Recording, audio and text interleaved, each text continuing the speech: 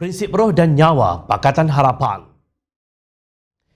Datuk Seri Anwar Ibrahim telah bertungkus lumus bersama rakan teras Pakatan Harapan sepanjang pasca kejatuhan Pakatan Harapan untuk mempertahankan prinsip-prinsip yang baru dinikmati oleh rakyat selama 22 bulan Pakatan Harapan menjadi kerajaan.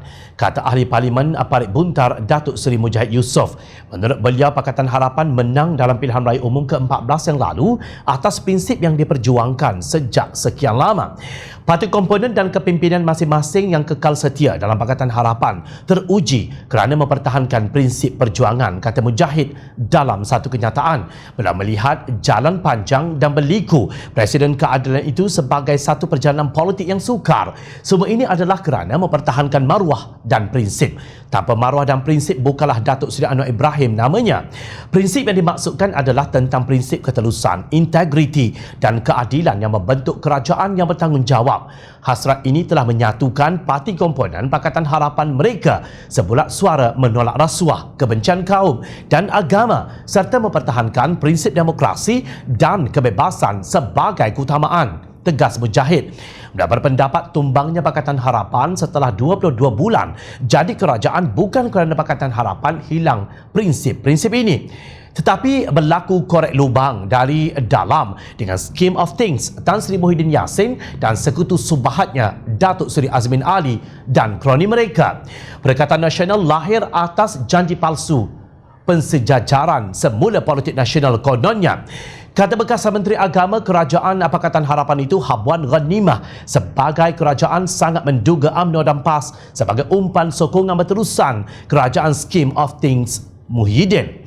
Malangnya setelah jadi kerajaan, Muafakat Nasional dan Perikatan Nasional tidak bertemu keserasian. Manakala PAS pula bermain kayu tiga dengan Perikatan Nasional kerana tergoda dengan kilauan dunia alam kuasa.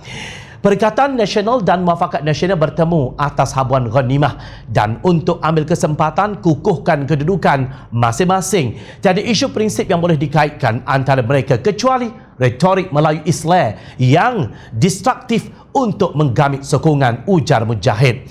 Naib Presiden amanah itu menjelaskan Anwar diberi kepercayaan oleh Majlis Presiden Pakatan Harapan untuk memimpin kecelaruan politik Scheme of Things Muhyiddin supaya dibuat pensejajaran semula yang hakiki agar kembali kepada jalur politik prinsip. Jalur ini jika terus dipesongkan oleh Perikatan Nasional dan Muafakat Nasional boleh menjejas kepentingan nasional dan usaha pemulihan ekonomi pasca COVID-19.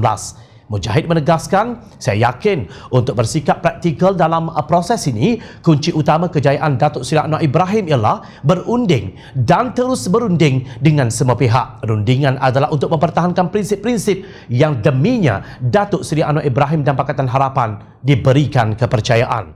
Saya hanya boleh berkata setakat ini, apa sahaja hasil yang berlaku, Datuk Seri Anwar Ibrahim telah berunding demi prinsip kerana prinsip adalah roh dan nyawa Pakatan Harapan. Datuk Seri Anwar Ibrahim dan rakan-rakan Pakatan Harapan tidak mungkin berkompromi untuk mencapai hasil rundingan jika nyawa Datuk Seri Anwar Ibrahim dan Pakatan Harapan terancam.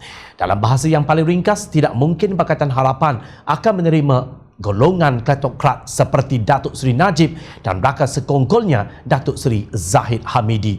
Rakyat menyokong Pakatan Harapan sehingga ia diberi kepercayaan untuk menjadi kerajaan atas faktor prinsip yang dijanjikannya kepada pengundi. Barisan Nasional ditolak kerana tidak nampak berprinsip. Buktinya, ia dibebankan dengan kes rasuah dan skandal yang menjadi pertikaian rakyat yang menjejaskan integriti pemimpin UMNO. Justru rakyat turut bersama dalam doa. Semoga usaha pensejajaran semula yang hakiki berjaya dan mandat rakyat dikembalikan kepada yang empunya. Rakyat sentiasa memerhati.